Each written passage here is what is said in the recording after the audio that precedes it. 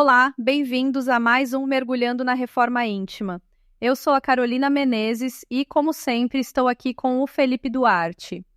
Hoje o papo é sobre um tema que, para mim, é central quando a gente fala em autotransformação, a ética da transformação, ou seja, por que conversar sobre ética antes de pensar em mudar qualquer coisa na nossa vida? Oi, Carol. Olá, ouvintes. Olha, eu confesso que, nas primeiras vezes que ouvi ética da transformação, soou meio filosófico demais para mim. Mas, quando você começa a olhar para o próprio processo de mudança, percebe que não existe de verdade autoconhecimento libertador se a gente não se trata com uma ética de paz e de serviço ao bem, né? Exato! E esse episódio, para quem está chegando agora ou já ouviu outros nossos, traz esse convite. Vamos buscar uma transformação que não vire um tribunal interno cheio de culpa e autocobrança, mas sim um mapa prático para liderar a própria reforma íntima com leveza e profundidade. Sem moralismo, sem autoindulgência, só que também sem passar pano, né? Sem dúvida. O grande erro é cavar demais no autoconhecimento, devassar a subconsciência, como a irmã se diz, e não usar isso para evoluir de verdade. Por isso, essa ética é esse conjunto de atitudes e critérios morais que ajudam a gente a não cair no martírio nem no autoengano. E tem muito a ver, acho, com começar tudo pela autoaceitação e pelo auto-perdão.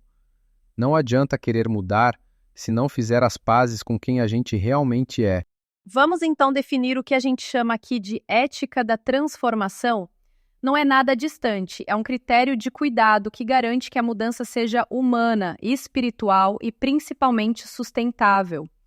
Todo mundo já fez promessa grandiosa que dura uma semana e depois esquece, né?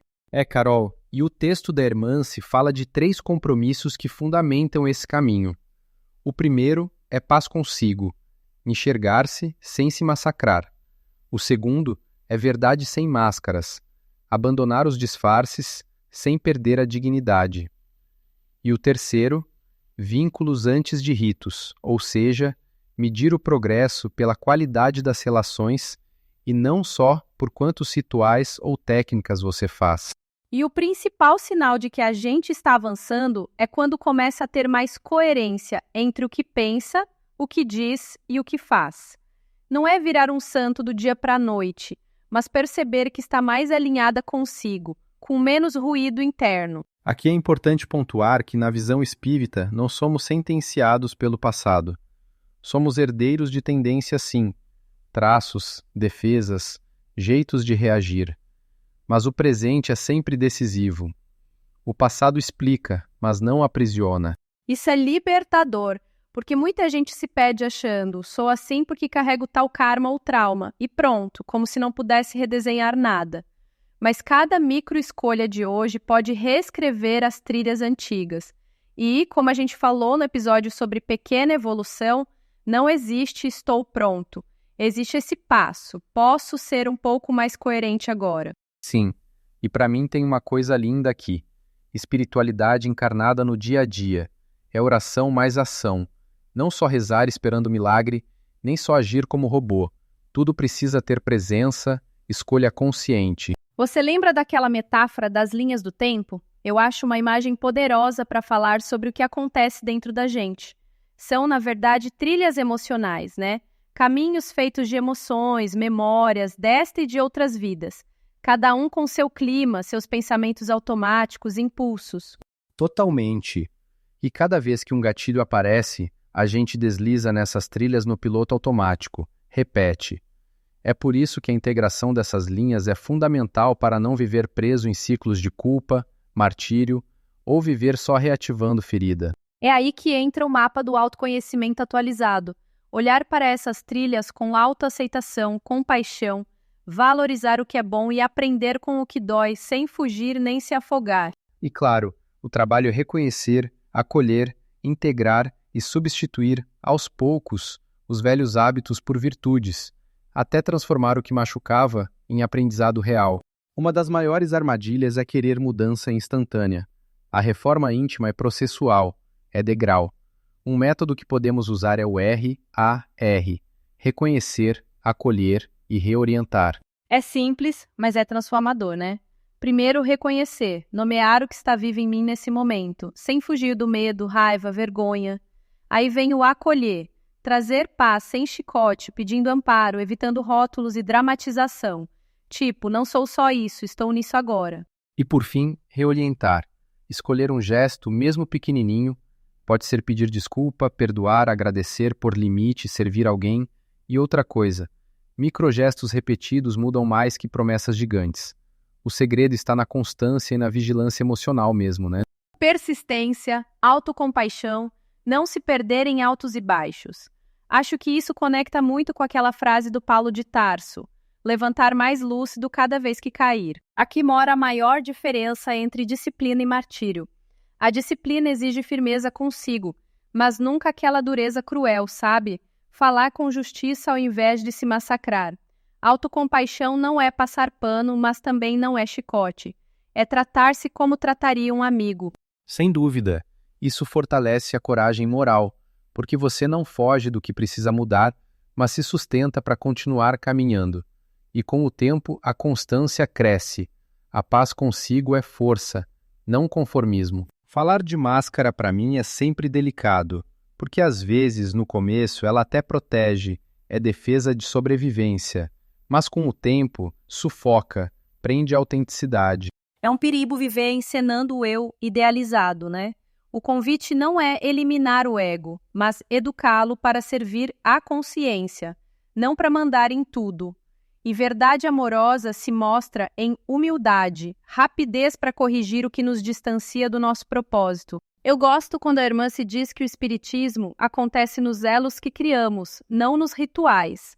Claro, ritos ajudam a consolidar práticas, mas o termômetro real é o vínculo.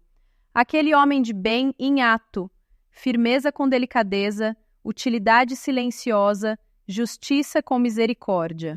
E medir progresso relacional é olhar para como a gente se porta em casa, no trabalho, no grupo religioso.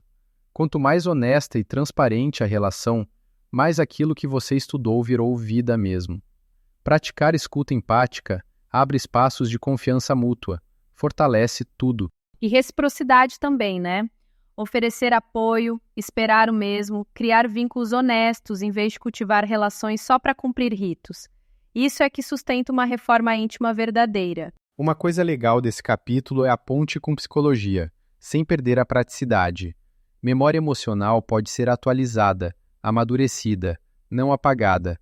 Autocompaixão, por exemplo, reduz culpa tóxica e amplia a coragem. A gente já falou de aceitação aqui. Aceitação e compromisso significa aceitar as experiências internas sem se confundir com elas e agir com base nos valores, lembra? Claro! E também acontece quando uma parte ferida nossa pega o volante, mas o eu profundo aparece para ouvir e reorganizar. É bonito ver como a neurociência confirma que cultivar hábitos virtuosos, como gratidão ou gentileza, literalmente transforma o cérebro aos poucos. E Jung, com a sombra, reforça essa ideia de integrar conteúdo sem ódio, né? Nada se destrói, tudo se transforma e se harmoniza. É um processo de amizade interna mesmo. Vamos trazer para o concreto? Imagina um ressentimento antigo com alguém da família. Reconhecer a trilha do sentimento de rejeição, acolher a dor de não ter sido visto ou ouvido, e na próxima conversa praticar a escuta ativa, e se for necessário pôr um limite com respeito. Ou no trabalho, quando bate aquele perfeccionismo e necessidade de reconhecimento. Reconhecer o sentimento por trás disso, acolher o medo de falhar e reorientar para uma atitude responsável. E na afetividade, aquele medo de se aproximar, mas ao invés de fugir, dar um passo milimétrico. Fazer um convite, dar um obrigado, nada forçado. O segredo é, mesmo nos milímetros, manter coerência e constância. Não é sobre grandes saltos, mas sobre novos roteiros afetivo-mentais, dia após dia. Toda reforma íntima tem armadilhas que criamos para nós mesmos. Fatalismo espiritual. Aquele "sou assim porque é meu karma" é uma delas. É preciso agir com responsabilidade e transformar isso em "posso ser mais coerente agora". E cuidado com o esoterismo evasivo. Não adianta só rezar ou só fazer terapia esperando que um deles resolva tudo. É oração junto com ação sempre. E também menos pose e mais verdade amorosa. Nada de perfeccionismo moral. Detectar quando saiu do trilho é reconhecer sinais. Ansiedade de virar outra pessoa em 5 dias ou curiosidade mórbida pelo passado achando que isso vai te salvar. Isso mesmo. E quando perceber que caiu na armadilha, volta para o básico. Pequenas doses, ritmo sustentável, corrige a rota, aprende e retoma a responsabilidade. É assim que a gente avança, mesmo tropeçando. Para encerrar, Carolina, podemos propor 3 compromissos simples para a semana? Primeiro, escolher um microgesto por dia que expresse coerência. Segundo, mirar em um vínculo para cuidar mais de perto. Pode ser ouvir melhor, apoiar, firmar um laço. Terceiro, dizer um limite com respeito, sem agressão. E não esquecer do método RAR, que é de bolso mesmo, para aplicar a todo momento. Reconhecer, acolher, reorientar. Se possível, praticar um momento de autoavaliação diária. E se gostar, criar alianças de suporte, seja um grupo, um mentor ou um amigo para dividir essa caminhada. Celebrar avanços e manter o gosto do trajeto. E para quem gosta de práticas, meditação e mindfulness ajudam a manter a atenção no presente e perceber como essas trilhas emocionais se acionam ao longo do dia. Isso tudo torna a reforma íntima uma autocura lúcida e ascensional.